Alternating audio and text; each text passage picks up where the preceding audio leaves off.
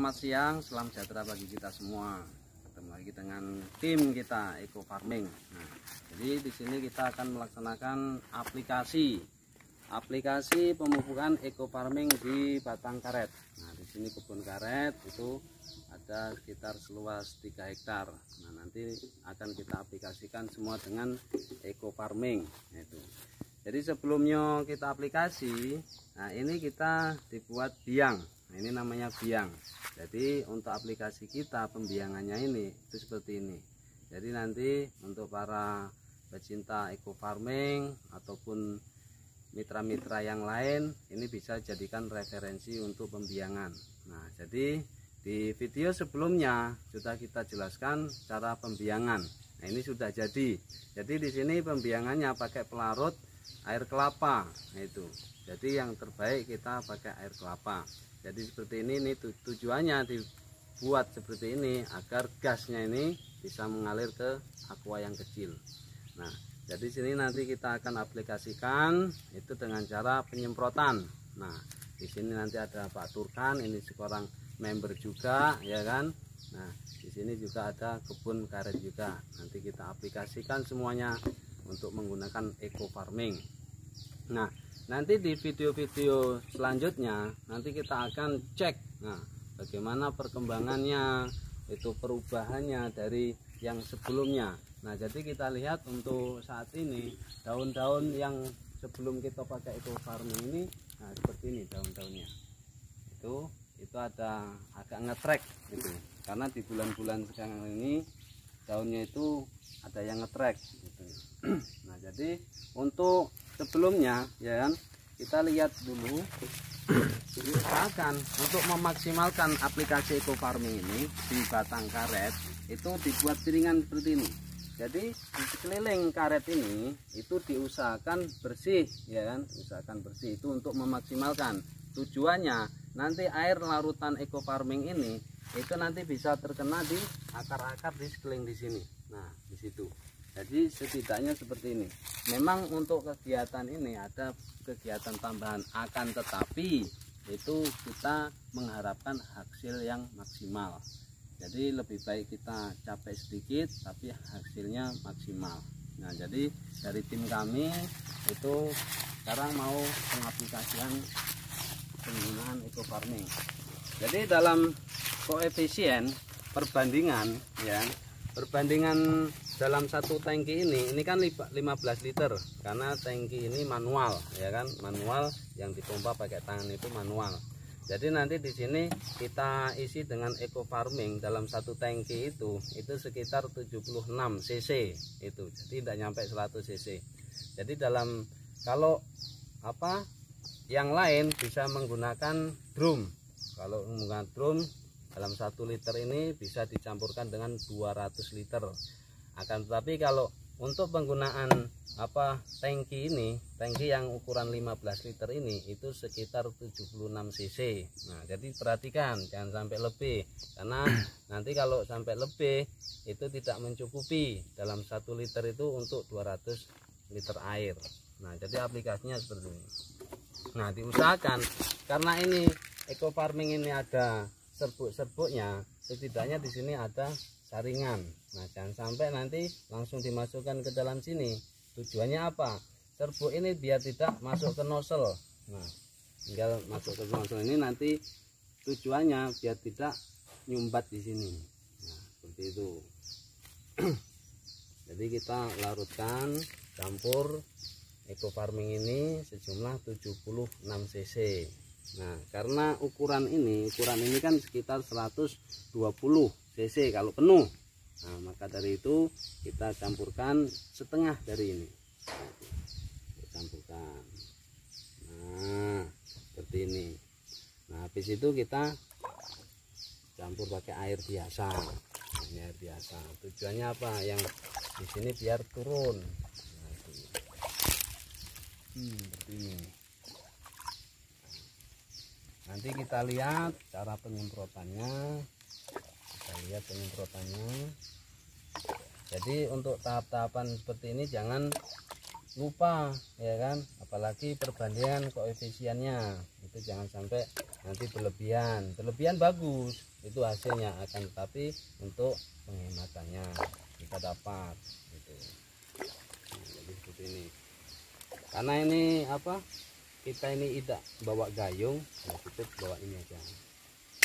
Yang penting tercampur. Gitu. Nah, ini bisa dikocok-kocok, nah, biar tercampur.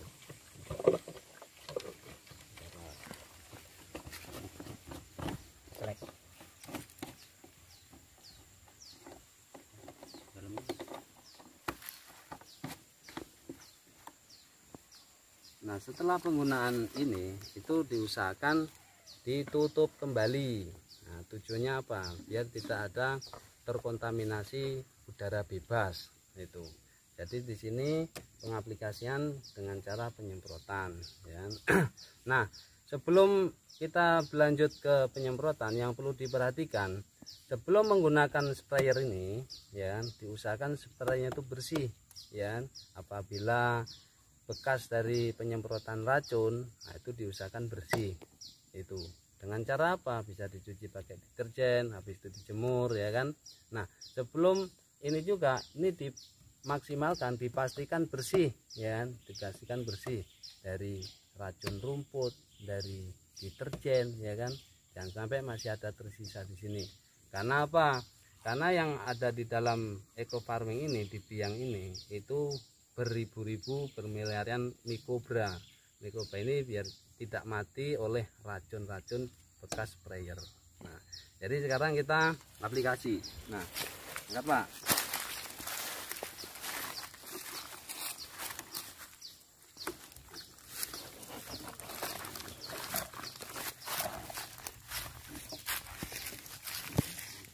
Kita aplikasikan di batang-batang pokok. Batang-batang pokok ini yang sudah kita bersihkan itu disiram. Nah, batangnya keliling, nah, sampai basah gitu, sampai basah. Nah, begitu ya, paling tidak setinggi ya, setinggi sini ya. Nah, terus lingkarannya ini, lingkarannya disiram juga. Nah, itu kita lihat kan. Kalau untuk yang lingkaran sebenarnya lebih mudah, ini aja yang bergerak.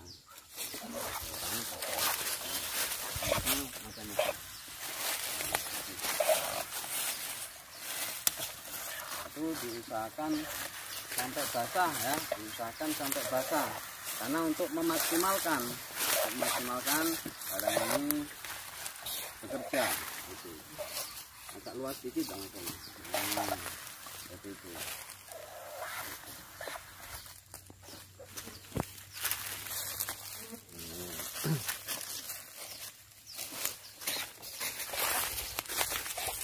Nah, jadi diusahakan untuk lahan itu sudah dibersihkan. Itu untuk memaksimalkan. Nah, untuk memaksimalkan kinerja eco farming ini itu seperti ini.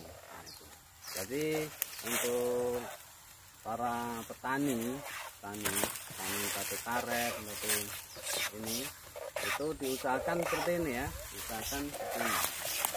Jadi sebelum kita aplikasikan itu diusahakan lorong sebelah ini itu dibersihkan. Nah, disemprot dulu rumput-rumputnya biar tidak terganggu untuk nyampe ke tanah.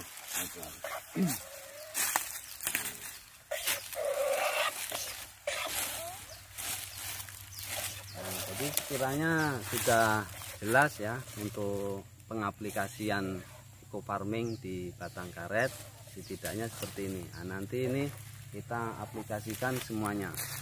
Dan untuk melihat perbandingan penggunaan eco farming dan tidak, apakah yang sebelumnya kita pakai pupuk kimia, itu diusahakan di tempat yang sama tapi lorongnya berbeda. Jadi di situ nanti kita bisa melihat perbandingannya. Itu nanti di video berikutnya kita cek dalam kurun waktu ya 5 hari sampai 1 minggu itu. Dan untuk pengaplikasian pemupukan berikutnya nanti kita jenjang waktunya, siklus waktunya nanti kita sampaikan di video berikutnya. Jadi dari tim kami ya kan, Eco Farming itu pengaplikasian untuk di batang karet itu. Jadi para petani karet itu nanti bisa koordinasikan sama tim-tim kami ya kan, untuk pengaplikasian Eco Farming. Jadi yang belum paham dalam pembiangan, tapi bisa di kolom komentar ya kan, bisa ditanyakan di situ, ataukah nanti bisa datang di grup kami itu. Jadi di Eco Farming ini kita sudah pengaplikasian. Untuk pengaplikasian di tanaman yang lain nanti kita share lagi untuk tanaman-tanaman yang lain. Baik tanaman itu yang sifatnya hortikultur seperti sayur, sayuran, cabai, terong, segala macam itu, timun ya. Nanti kita aplikasikan semua pakai menggunakan Eco Farming tadi. Nah, jadi di situ kita kembali lagi ke sini.